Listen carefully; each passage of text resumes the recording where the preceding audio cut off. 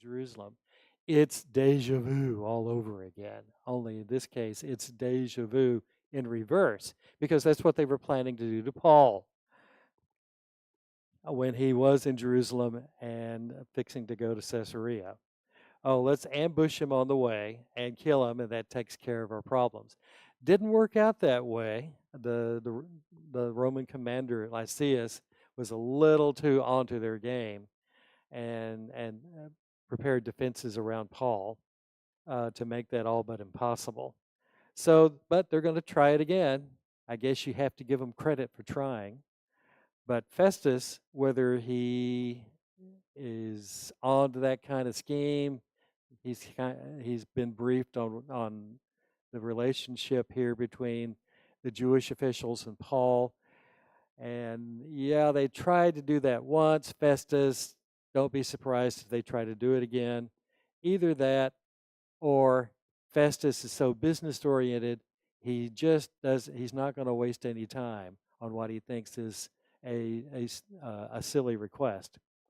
So his response to the Jews, verse 4, is Paul is being held at Caesarea. I myself am going there soon.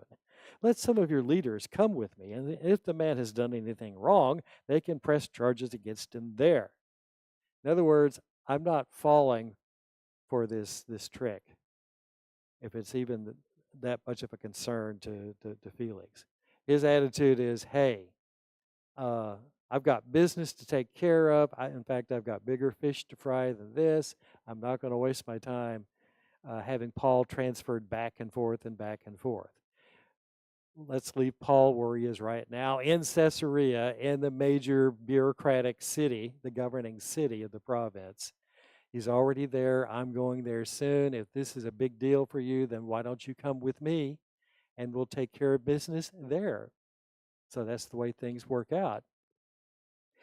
Verse 6, Luke tells us, after spending 8 or 10 days with him, Festus went down to Caesarea. The next day, he convened the court, which is, Luke doesn't tell us much detail about what court looked like in Caesarea, but according to some historical accounts, basically it was a highfalutin big deal. Court was a major, the courthouse, the courtroom was pretty spectacular because whoever was sitting in court, who was sitting on the judgment seat, sat on this very elevated uh, stage looking down on all the participants, on the prosecutors and as well as the defendants. So that's where they hold court in Caesarea. And Festus ordered that Paul be brought before him. When Paul came in, the Jews who had come down from Jerusalem stood around him. They brought many serious charges against him. Very interesting. Not only are the Jewish leaders pressing all these charges legally and verbally, but they're also perhaps physically threatening Paul as well, huddling around him as they shout all these charges at him. But they're shouting and they're making a noise. Basically, they're doing everything they can to harass and threaten Paul physically. But Luke said they could not prove their charges. Paul waits for all this show and tell to die back. Then Paul made his defense, verse 8. He said, I have done nothing wrong against the Jewish law or against the temple or against Caesar. Paul opens his defense by saying, hey, I've done nothing to violate or offend or do anything wrong against the Jewish way of life and culture or the Jewish religion or, for that matter, the Roman government. I am innocent here of any and all charges. Festus, and this is interesting, at this point, Festus, wishing to do the Jews a favor, that's at least the third time that Luke has mentioned that, said to Paul, are you willing to go up to Jerusalem and stand trial before me there on these charges? Interesting that only a couple of weeks or only a few days earlier, Felix said, hey guys, I'm I'm not going to bother with this change of venue stuff. Let's leave Paul where he is and uh, do the trial there. What has caused a change in Festus's attitude? Is it Has he continued to talk to the Jewish leaders? Has he begun to get a sense of just how much of a problem and a hassle it is dealing with the Jewish leaders here? Is he starting to think, you know, I've got bigger fish to fry? And as contentious as these folks are, I really can't afford to start off getting on their bad side. Maybe he's starting to think, and in fact, what uh, this is where he begins to think, maybe I throw the Jews a bone and grant them what they want. Maybe if I do send Paul back to Jerusalem, that'll take care of some pending headaches between me and the Jews. Maybe that will settle things, and I can focus on more important stuff. So, how about it, Paul? How about a change of venue? Let's give these antagonists, let's give your opponents what they want. Let's move back to Jerusalem and continue this discussion here. Paul's having none of it. Paul knows what's going on. Paul knows that the change of venue, hey, let's go to Jerusalem, there's no need to do that, and it's under the guise of oh yeah, let's move to Jerusalem. Good chance he will be killed. There's no need for it, and Paul's not going to agree to it. In fact, Paul is going to insist on his rights here. Verse 10, Paul answered, I am now standing before Caesar's court where I ought to be tried. I haven't done anything wrong to the Jews, as you yourself know very well. If, however, I am guilty of doing anything deserving death, I do not refuse to die. But if the charges brought against me by these Jews are not true, no one has the right to hand me over to them. I appeal to Caesar. Paul knows what awaits him in Jerusalem. If by chance, if he's lucky enough to make it there, very likely I'm going to be a dead man either way. I'll either be killed on the way, or there will be this kangaroo court that will sentence me to death. My one chance of getting a fair hearing and getting out of this alive is to stay here in the court in the truest sense of the court of Roman law. I'm in Caesar's court. I want to stay there, and if I have to, I will appeal my case to Caesar. I will do essentially the Roman version of appealing my case to the Supreme Court, something like what we would do today. If a case is controversial and important enough, it goes all the way up to the Supreme Court. We've seen that happen, and that's what Paul is arguing for. So at that point, Festus convenes a sidebar, calls his counsel in, calls the attorneys in. They huddle, they talk. Off to the side, of course, Festus comes back and declares, "You, Paul, have appealed to Caesar. To Caesar, you will go." Well, it's very interesting. Find out, who do you think is the emperor of the Roman Empire? A little guy by the name of Nero. And our first thought is, Paul, do you realize what you've gotten yourself into? Have you lost your mind? Do you really want to appeal your case to Nero? Because we know what a madman Nero was. Good grief, he fiddled while Rome burned.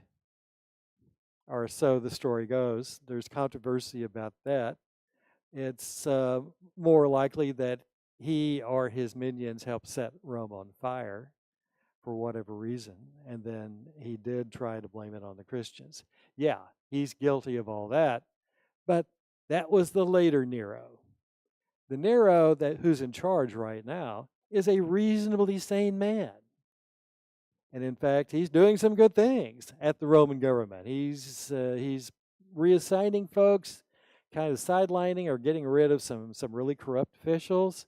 You know, this is the young Nero, the Nero, the good guy, Nero, the really neat emperor. Before, for whatever happened, he lost his mind and went crazy on everyone.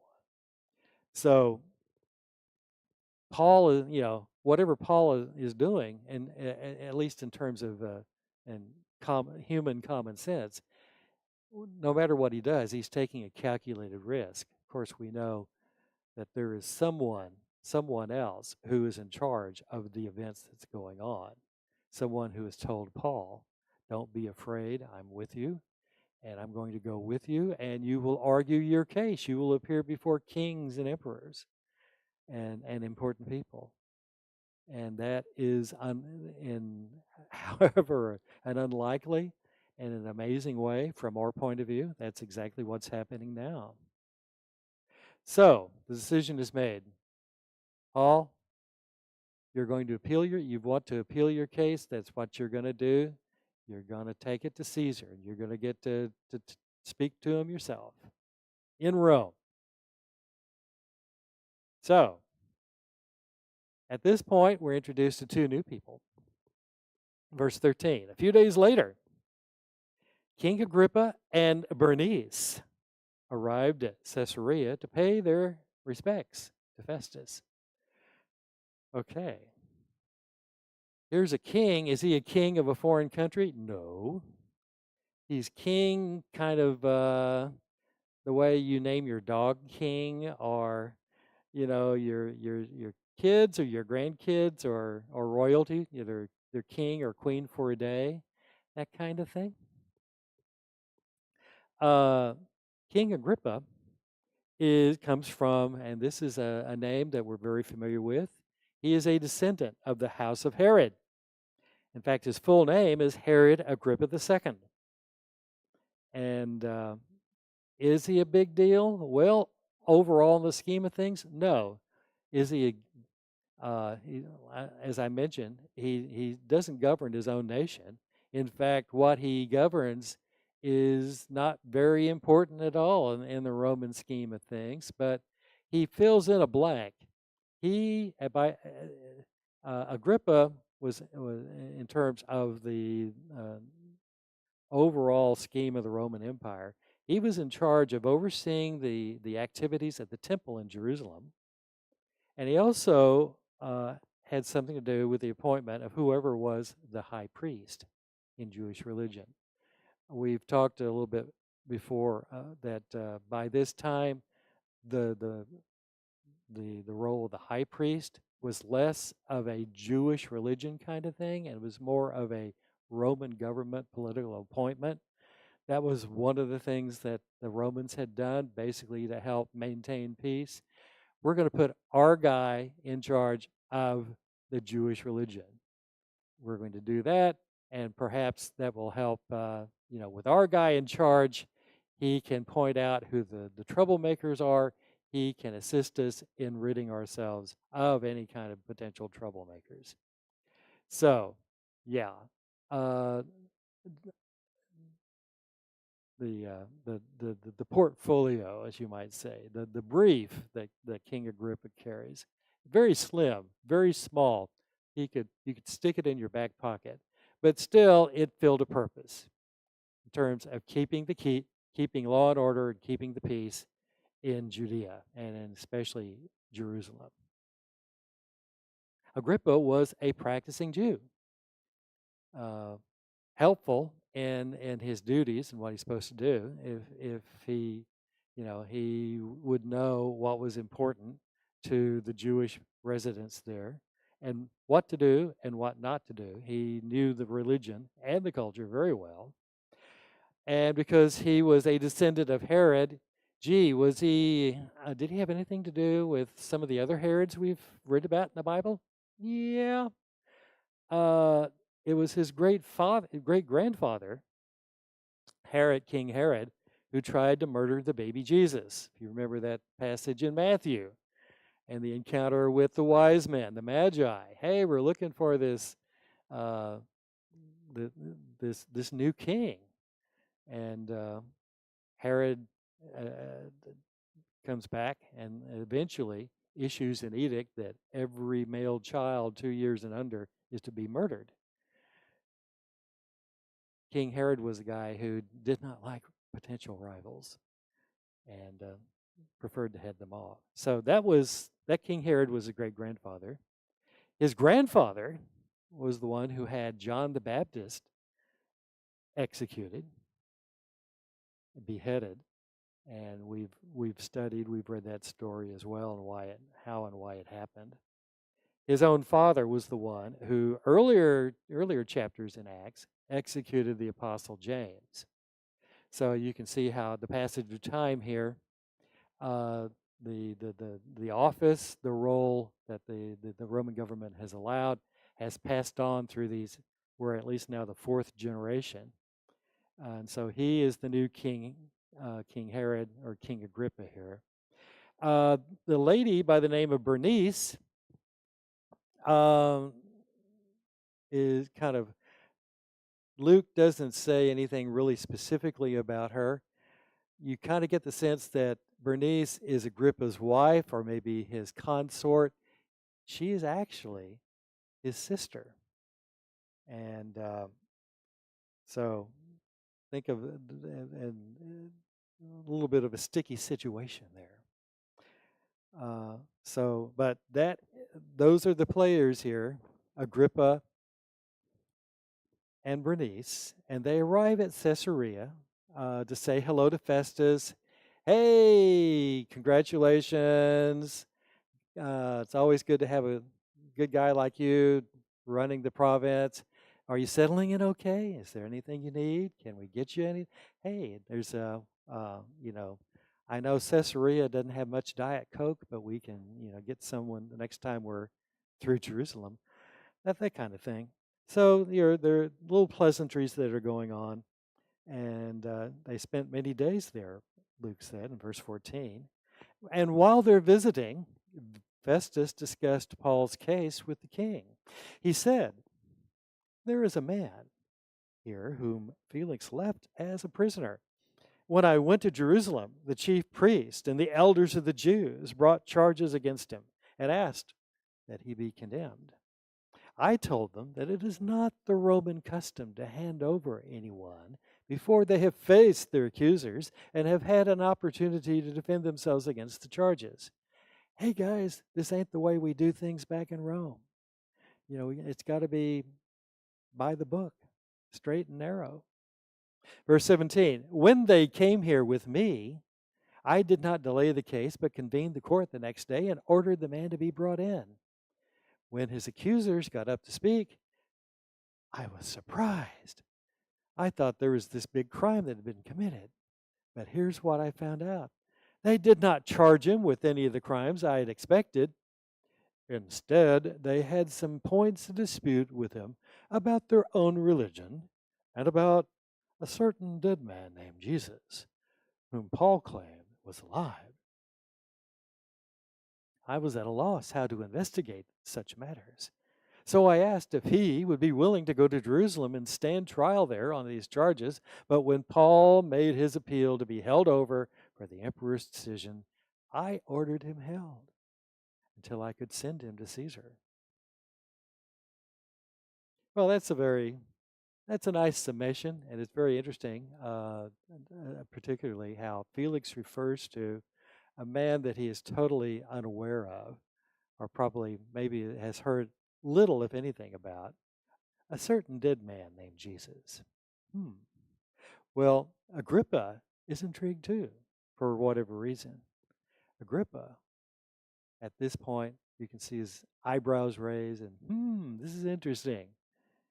Verse 22, Agrippa said to Festus, "I would like to hear this man myself." "Well, why not?" Festus replied, "Tomorrow you will hear him." And so they did. Verse 23, the next day, Agrippa and Bernice came with great pomp. Boy, did they ever. This was almost like Inauguration Day, where everybody dressed up and everyone who was anyone.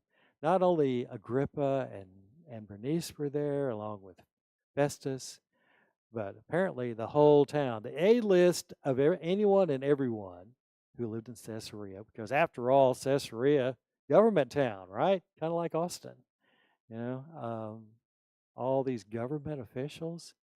Hey, the bigwigs are in. Sure would be good to, maybe see them and, you know, press some flesh, rub some elbows, maybe we can make a good impression, get a leg up. And so it was, yeah, if it didn't rival our version of Inauguration Day, sounds like it was pretty close to it. Yes,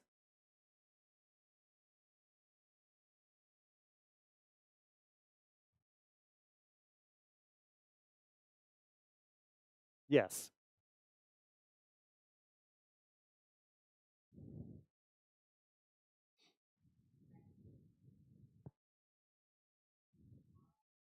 Hmm.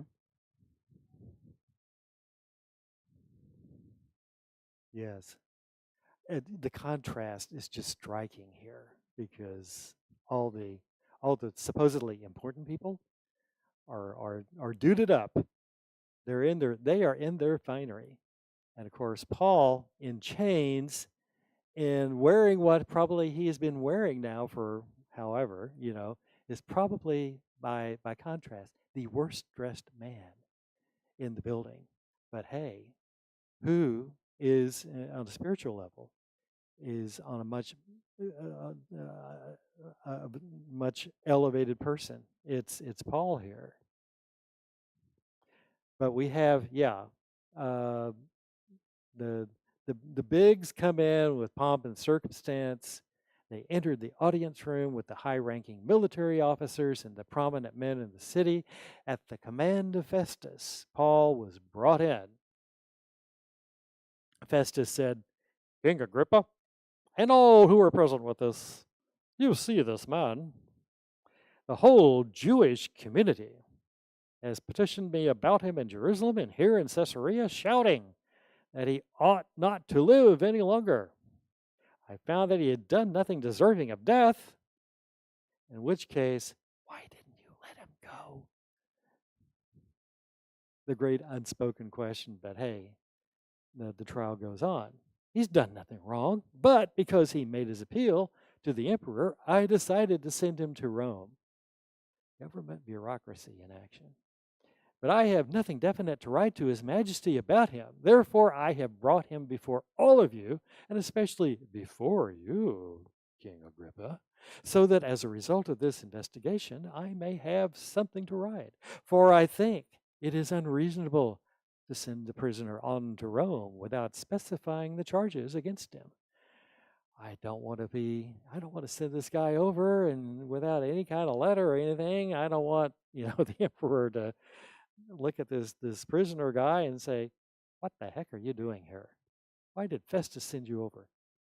If yes, what does this have to do with me? You're interrupting my day. I was ready for a game of golf until you showed up.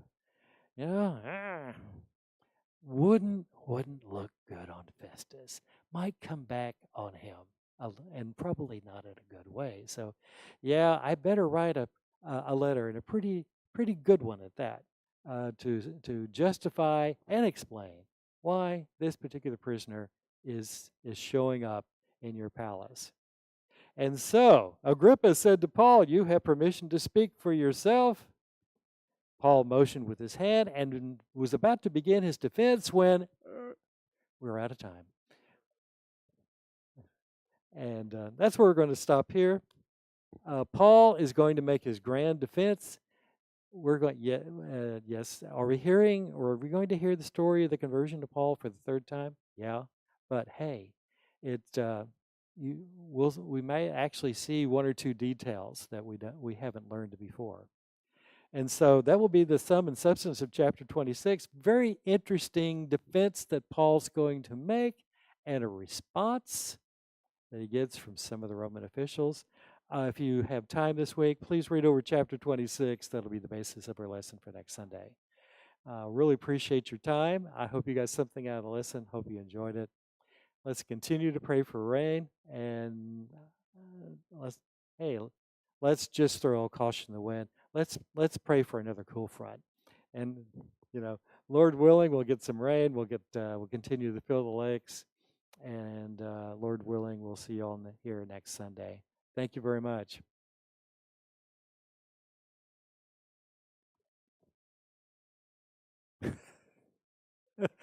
Yes, I know, but I can dream, can't I? Yeah.